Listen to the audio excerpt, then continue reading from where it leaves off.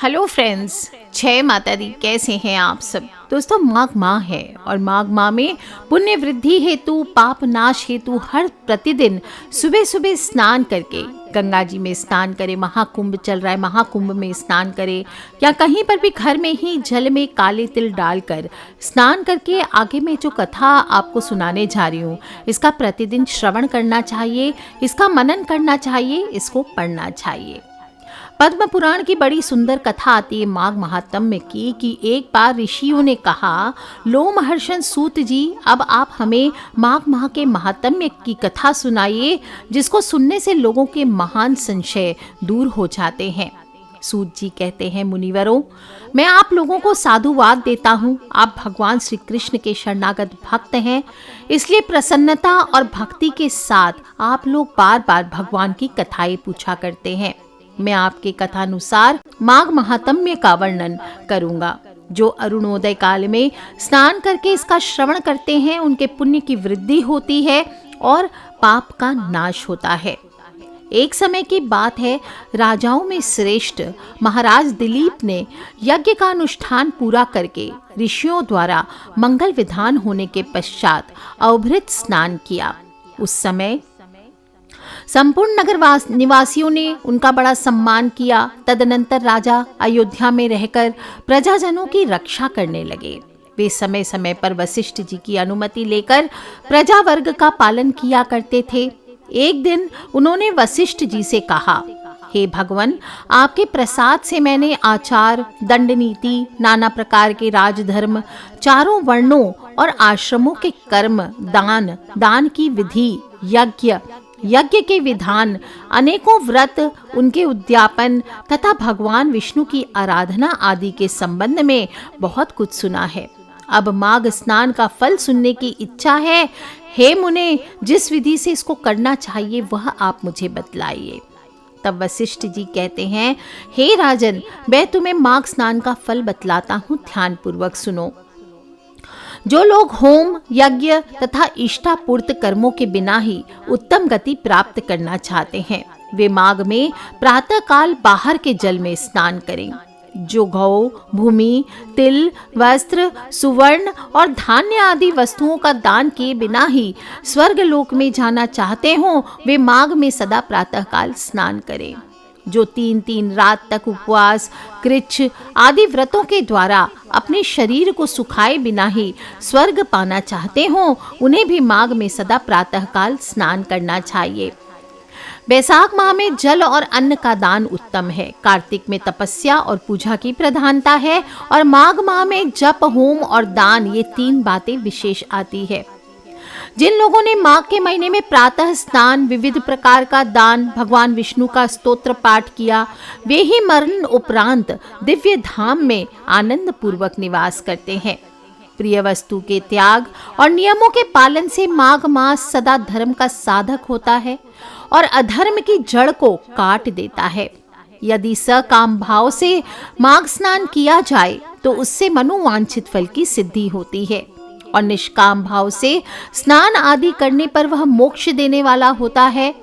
निरंतर दान करने वाले, वन में रहकर तपस्या करने वाले और सदा अतिथि सत्कार में संलग्न रहने वाले पुरुषों को जो दिव्य लोक प्राप्त होते हैं, वे ही माघ स्नान करने वालों को भी मिलते हैं। अन्य पुण्यों से स्वर्ग में गए हुए मनुष्य पुण्य समाप्त होने पर वहां से लौट आते हैं, किंतु माघ स्नान करने वाले मानव कभी वहां से लौट कर नहीं आते और माघ स्नान से बढ़कर कोई पवित्र और पापनाशक व्रत है ही नहीं। इससे बढ़कर कोई तप है ही नहीं, इससे बढ़कर कोई महत्वपूर्ण साधन है ही नहीं और यही परम हितकारक और तत्काल पापों का नाश करने वाला है। महर्षि भृगु ने मणि पर्वत पर विद्याधर से कहा था, जो मनुष्य माघ के महीने में जब उषा काल की लालिमा बहुत अधिक हो, गांव, निवास स्थल आदि से बाहर नदी या पोखर में नित्य स्नान करता है, वह पिता और माता के कुल की 7 पीढ़ियों का उद्धार करके स्वयं देवताओं के समान शरीर धारण कर स्वर्ग लोक में चला जाता है। दिलीप ने पूछा, हे ब्राह्मण, ब्रह्म ऋषि भृगु ने किस मणि पर्वत पर विद्याधर को धर्म का उपदेश दिया था? बताने की कृपा करें। तब वशिष्ठ जी कहते हैं, हे राजन, प्राचीन काल में एक समय 12 वर्षों तक वर्षा नहीं हुई। इससे सारी प्रजा उद्विग्न और दुर्बल होकर 10 दिशाओं में चली गई। उसी समय हिमालय और विंध्य पर्वत के बीच का प्रदेश खाली हो गया। वन्निजाया, स्वधा, वषटकार, वेद अध्ययन सब बंद हो गए। समस्त लोक में बस उपद्रव होने लगा और धर्म का लोप हो गया, प्रजा का भी अभाव हो गया। भूमंडल पर फल, मूल, अन्न, पानी बिल्कुल कमी हो गई। उन दिनों नाना प्रकार के वृक्षों से आच्छादित नर्मदा नदी के रमणीय तट पर महर्षि भृगु का आश्रम था। वे उस आश्रम से शिष्यों सहित निकलकर हिमालय पर्वत की शरण में आ गए। वहां कैलाशगिरी के पश्चिम में मणिकूट नाम का पर्वत है, जो सोने और रत्नों का बना हुआ है। उस परम रमणीय श्रेष्ठ पर्वत को देखकर अकाल पीड़ित महर्षि भृगु का मन बहुत ही प्रसन्न हुआ और उन्होंने वहीं अपना आश्रम बना लिया और उस मनोहर शैल पर वनों और उपवनों में रहते हुए सदाचारी भृगु जी ने दीर्घ काल तक भारी तपस्या की। इस प्रकार जब ब्रह्म ऋषि भृगु जी वहां अपने आश्रम पर निवास करते थे, एक समय एक विद्याधर अपनी पत्नी के साथ पर्वत से नीचे उतरा। वे दोनों मुनि के पास आए और उन्हें प्रणाम करके अत्यंत दुखी होकर एक ओर खड़े हो गए। उन्हें इस अवस्था में देखकर ब्रह्म ऋषि ने मधुर वाणी से पूछा, हे विद्याधर, प्रसन्नता के साथ बताओ तुम दोनों इतना दुखी क्यों हो? तब विद्याधर ने कहा, हे द्विज श्रेष्ठ, मेरे दुख का कारण सुनिए। मैं पुण्य का फल पाकर देवलोक में गया। वहां देवता का शरीर, दिव्य नारी का सुख और दिव्य भोगों का अनुभव प्राप्त करके भी मेरा मुख बाघ का सा हो गया। न जाने यह किस दुष्कर्म का फल उपस्थित हुआ है। यही सोच सोचकर मेरे मन को कभी शांति नहीं मिलती। हे ब्राह्मण, एक और भी कारण है जिससे मेरा मन व्याकुल हो रहा है। यह मेरी कल्याणमयी पत्नी बड़ी मधुर भाषिणी तथा सुंदरी है। स्वर्गलोक में शील, उदारता, गुण समूह, रूप और यौवन की संपत्ति द्वारा इसकी समानता करने वाली कोई स्त्री है ही नहीं। कहाँ तो यह देवमुखी सुंदरी रमणी और कहाँ मेरे जैसे व्याघ्र मुख पुरुष। हे ब्राह्मण, मैं इसी बात की चिंता करके मन ही मन सदा जलता रहता हूँ। तब भृगु जी ने कहा, हे विद्याधर श्रेष्ठ, पूर्व जन्म में तुम्हारे द्वारा जो अनुचित कर्म हुआ है वह सुनो। निषिद्ध कर्म कितना ही छोटा क्यों ना हो, परिणाम में वह भयंकर हो ही जाता है। तुमने पूर्व जन्म में माघ के महीने में एकादशी को उपवास करके द्वादशी के दिन शरीर में तेल लगाया था। इसी से तुम्हारा मुख व्याघ्र के समान हो गया है। पुण्यमयी एकादशी का व्रत करके द्वादशी को तेल का सेवन करने से पूर्व काल में इलानंदन पुरुरवा को कुरूप शरीर की प्राप्ति हुई थी। वे अपने शरीर को कुरूप देखकर उसके दुख से बहुत दुखी हुए और गिरिराज हिमालय पर जाकर गंगा जी के किनारे स्नान आदि से पवित्र हो प्रसन्नता पूर्वक कुशा के आसन पर बैठे। राजा पुरुरवा ने अपनी संपूर्ण इंद्रियों को वश में करके हृदय में भगवान का ध्यान करना आरंभ किया। उन्होंने ध्यान में देखा, भगवान का श्री विग्रह नूतन नील मेघ के समान श्याम है। उनके नेत्र कमल दल के समान विशाल है। वे अपने हाथों में शंख, चक्र, गदा और पद्म धारण किए हुए हैं। उनके श्री अंग पीतांबर से ढके हुए हैं। वक्षस्थल में कौस्तुभ मणि अपना प्रकाश फैला रही है तथा गले में वनमाला धारण किए हुए है।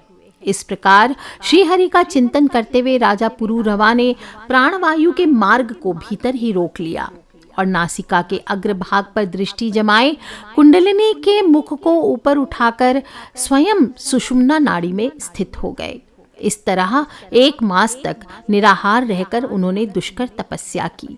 उस थोड़े दिनों की तपस्या से ही भगवान संतुष्ट हो गए और उन्होंने राजा के 7 जन्मों की आराधना का स्मरण करके स्वयं प्रकट होकर उन्हें प्रत्यक्ष दर्शन दिए। उस दिन माघ शुक्ल पक्ष की द्वादशी तिथि थी। सूर्य भी मकर राशि पर स्थित थे और भगवान वासुदेव ने बड़ी प्रसन्नता के साथ चक्रवर्ती नरेश पुरुरवा पर शंख का जल छोड़ा और उन्हें अत्यंत ही सुंदर और कमनीय रूप प्रदान किया। वह रूप इतना मनोहर था जिससे देवलोक की नायिका उर्वशी भी आकृष्ट हो गई और उसने पुरुरवा को पति के रूप में प्राप्त करने की अभिलाषा की। इस प्रकार राजा पुरूरवा भगवान से वरदान पाकर कृतकृत्य हो अपने नगर में लौट गए। हे विद्याधर, कर्म की गति ही ऐसी है, इसे जानकर भी तुम क्यों खिन्न होते हो? यदि तुम अपने मुख की कुरूपता को दूर करना चाहते हो तो मेरे कहने से शीघ्र ही मणिकूट नदी के जल में माघ का स्नान करो।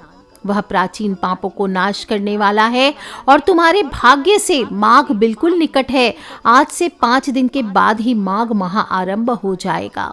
तुम पौष माह के शुक्ल पक्ष की एकादशी से ही नीचे बेदी पर सोया करो और 1 महीने तक निराहार रहकर तीनों समय स्नान करो। भोगों को त्याग कर जितेंद्रिय भाव से तीनों काल भगवान विष्णु की पूजा करो। हे विद्याधर श्रेष्ठ, जिस दिन माघ शुक्ल एकादशी आएगी उस दिन तक तुम्हारे सारे पाप जलकर भस्म हो जाएंगे। फिर द्वादशी के पवित्र दिन को मैं मंत्रपूत कल्याणमय जल से अभिषेक करके तुम्हारा मुख कामदेव के समान सुंदर कर दूंगा। फिर देव मुख होकर इस सुंदरी के साथ तुम सुखपूर्वक क्रीड़ा करते रहना। हे विद्याधर, माघ के स्नान से विपत्ति का नाश होता है, माघ के स्नान से पापों का नाश होता है। माघ सब व्रतों से बढ़कर है तथा यह सब प्रकार के दानों का फल प्रदान करता है। पुष्कर हो, कुरुक्षेत्र हो, ब्रह्मावर्त हो, पृथुदक हो, अविमुक्त क्षेत्र यानी काशी हो, प्रयाग हो या गंगा सागर का संगम हो, इसमें 10 वर्षों तक शौच, संतोष आदि नियमों का पालन करने से जो फल प्राप्त होता है वह सिर्फ 3 दिनों तक प्रातः स्नान करने से ही मिल जाता है। जिनके मन में दीर्घ काल तक स्वर्ग लोक के भोगने की अभिलाषा हो, उन्हें सूर्य के मकर राशि पर रहते समय जहां कहीं भी जल मिले प्रातःकाल स्नान करना चाहिए। आयु, आरोग्य, रूप, सौभाग्य, उत्तम गुणों में जिनकी रुचि हो उन्हें सूर्य के मकर राशि पर रहने तक प्रातःकाल अवश्य स्नान करना चाहिए। जो नरक से डरते हैं, जो दरिद्रता के महासागर से जिन्हें त्रास होता है, उन्हें सर्वथा प्रयत्न पूर्वक माघ माह में प्रातःकाल ही स्नान करना चाहिए। हे देव श्रेष्ठ, दरिद्रता, पाप और दुर्भाग्य रूपी कीचड़ को धोने के लिए माघ स्नान के सिवा दूसरा कोई उपाय है ही नहीं। अन्य कर्मों को यदि अश्रद्धा पूर्वक किया जाए तो वे बहुत थोड़ा फल देते हैं, किंतु माघ स्नान यदि श्रद्धा के बिना भी विधि पूर्वक किया जाए तो भी वह पूरा फल देता है। गांव से बाहर कहीं भी कोई नदी हो, कोई पोखरे का जल हो, कहीं भी निष्काम या सकाम भाव से माघ स्नान करने वाला पुरुष इस लोक और परलोक में दुख नहीं देखता। जैसे चंद्रमा कृष्ण पक्ष में क्षीण होता है, शुक्ल पक्ष में बढ़ता है, उसी प्रकार माघ मास में स्नान करने पर पाप क्षीण होते हैं और पुण्य राशि बढ़ती है। जैसे समुद्र में नाना प्रकार के रत्न उत्पन्न होते हैं, इसी प्रकार माघ स्नान से आयु, धन और स्त्री आदि संपत्तियां प्राप्त होती है। और जैसे कामधेनु और चिंतामणि मनोवांछित भोग देते हैं, उसी प्रकार माघ स्नान सब मनोरथों को पूर्ण करता है। सत्ययुग में तपस्या को, त्रेता में ज्ञान को, द्वापर में भगवान के पूजन को और कलयुग में दान को ही उत्तम माना गया है, परंतु माघ का स्नान सभी युगों में श्रेष्ठ कहा गया है। कृते तपः परम ज्ञानम त्रेतायाम यजनम तथा द्वापरे च कलो दाने माघ सर्वयुगेषु च। पद्म पुराण में कहा गया है, सबके लिए, समस्त वर्णों और आश्रमों के लिए माघ का स्नान धर्म की धारावाहिक वृष्टि करता है। और भृगु जी के ऐसे वचन सुनकर वह विद्याधर उसी आश्रम पर ठहर गया और माघ मास में उसने विधि पूर्वक पर्वतीय नदी के कुंड में पत्नी सहित स्नान किया और महर्षि भृगु के अनुग्रह से विद्याधर ने अपने मनोरथ को प्राप्त कर लिया। फिर वह देव मुख होकर मणि पर्वत पर आनंद पूर्वक रहने लगा। भृगु जी उस पर कृपा करके बहुत प्रसन्न हुए और पुनः विंध्य पर्वत पर अपने आश्रम में चले गए और उस विद्याधर का मणिमय पर्वत की नदी में माघ स्नान करने मात्र से कामदेव के समान मुख हो गया तथा भृगु जी भी नियम समाप्त करके शिष्यों सहित विंध्याचल पर्वत की घाटी में उतरकर नर्मदा के तट पर आ गए। वशिष्ठ जी कहते हैं, हे राजन, महर्षि भृगु के द्वारा विद्याधर के प्रति कहा हुआ यह माघ महात्म्य संपूर्ण भुवन का सार है तथा नाना प्रकार के फलों से विचित्र जान पड़ता है, और जो प्रतिदिन इसका श्रवण करता है वह देवता की भांति समस्त सुंदर भोगों को प्राप्त कर लेता है। इसके आगे माघ स्नान से सुव्रत को दिव्य लोक की प्राप्ति की कथा आती है, वो मैं दूसरे वीडियो में सुनाऊंगी। अभी के लिए इतना ही। Take care friends, love you all. जय माता दी। तो सभी लोगों को नियमित रूप से माघ माह में स्नान जरूर करना है और स्नान करके दान करना है। आगे मैं दूसरे वीडियो में महिमा बताऊंगी। तब तक के लिए जय माता दी। बम बम भोलेनाथ।